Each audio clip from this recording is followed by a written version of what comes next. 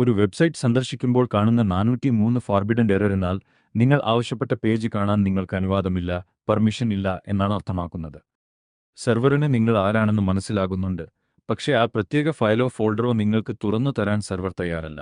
ഇതിന്റെ പ്രധാന കാരണങ്ങൾ താഴെ പറയുന്നവയാണ്.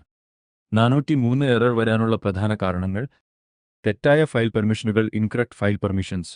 വെബ്സൈറ്റിലെ ഫയലുകൾ കാണുന്നതിനായി സെർവറിൽ ചില ക്രമീകരണങ്ങൾ പെർമിഷൻസ് ചെയ്യേണ്ടതുണ്ട്. ഇത് തെറ്റാണെങ്കിൽ സന്ദർശകർക്ക് ആ പേജ് കാണാൻ കഴിയില്ല. ഇൻഡെക്സ് പേജിന്റെ അഭാവം, മിസ്സിംഗ് ഇൻഡെക്സ് പേജ്. ഒരു വെബ്സൈറ്റിന്റെ പ്രധാന പേജ് സാധാരണയായി index.php അല്ലെങ്കിൽ index.htm എന്നാണ് അറിയപ്പെടുന്നത്. ഈ ഫയൽ ഇല്ലാതിരിക്കുകയും ഫോൾഡറിലെ മറ്റു ഫയലുകൾ ലിസ്റ്റ് ചെയ്യുന്നത് സെർവർ തടയുകയും ചെയ്തിട്ടുണ്ടെങ്കിൽ 403 എറർ കാണിക്കും. htaccess ഫയലിലെ തകരാറുകൾ വെബ്സൈറ്റിന്റെ പ്രവർത്തനങ്ങളെ നിയന്ത്രിക്കുന്ന. htaccess ഫയലിലെ തെറ്റായ കോഡിംഗുകൾ കാരണം സൈറ്റ് മൊത്തമായോ ചില ഭാഗങ്ങളോ ബ്ലോക്ക് ചെയ്യപ്പെട്ടേക്കാം.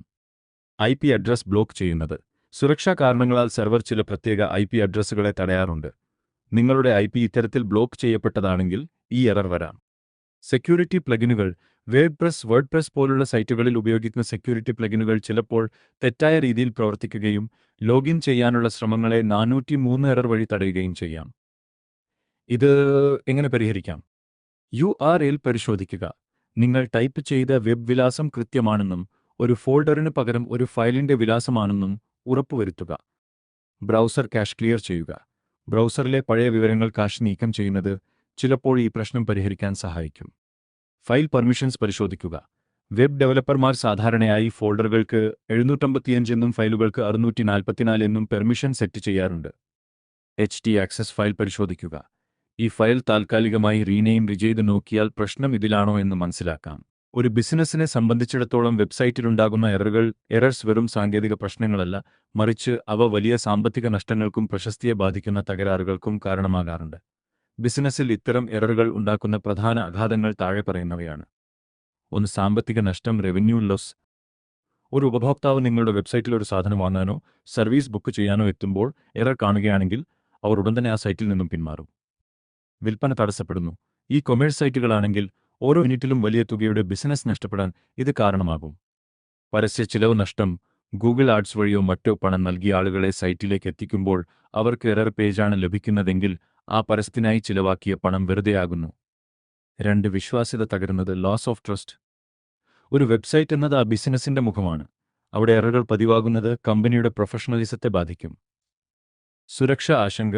403 ഫോർബിഡൻ പോലുള്ള എററുകൾ കാണുമ്പോൾ സൈറ്റ് ഹാക്ക് ചെയ്യപ്പെട്ടതാണോ എന്നും തങ്ങളുടെ വിവരങ്ങൾ സുരക്ഷിതമാണോ എന്നും ഉപഭോക്താക്കൾ ഭയപ്പെടാൻ സാധ്യതയുണ്ട്. മത്സരം. നിങ്ങളുടെ സൈറ്റിൽ എറർ കാണുന്ന ഉപഭോക്താവ് വളരെ പെട്ടെന്ന് തന്നെ നിങ്ങളുടെ എതിരാളിയുടെ കോമ്പറ്റീറ്റർ സൈറ്റിലേക്ക് പോകും. 3. സെർച്ച് എഞ്ചിൻ റാങ്കിങ്ങിനെ ബാധിക്കുന്നു, SEO ഇമ്പാക്റ്റ്. ഗൂഗിൾ പോലുള്ള സെർച്ച് എഞ്ചിനുകൾ മികച്ച രീതിയിൽ പ്രവർത്തിക്കുന്ന വെബ്സൈറ്റുകളെയാണ് മുൻനിരയിൽ കാണിക്കുന്നത്. റാങ്കിംഗ് താഴുന്നു.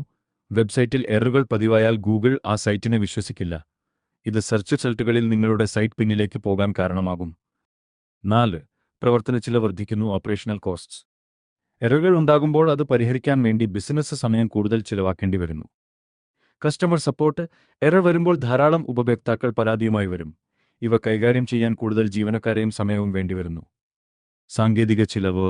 പെട്ടെന്നുണ്ടായ എറർ പരിഹരിക്കാൻ ഡെവലപ്പർമാർക്കും മറ്റും അടിയന്തരമായി പണം ചിലവാക്കേണ്ടി വരുന്നത് ലാഭത്തെ ബാധിക്കും. ചുരുക്കത്തിൽ, ഡിജിറ്റൽ ലോകത്ത് ഒരു ബിസിനസിന്റെ സുഗമമായ വളർച്ചയ്ക്ക് എററുകൾ ഇല്ലാത്ത വെബ്സൈറ്റുകൾ അനിവാര്യമാണ്.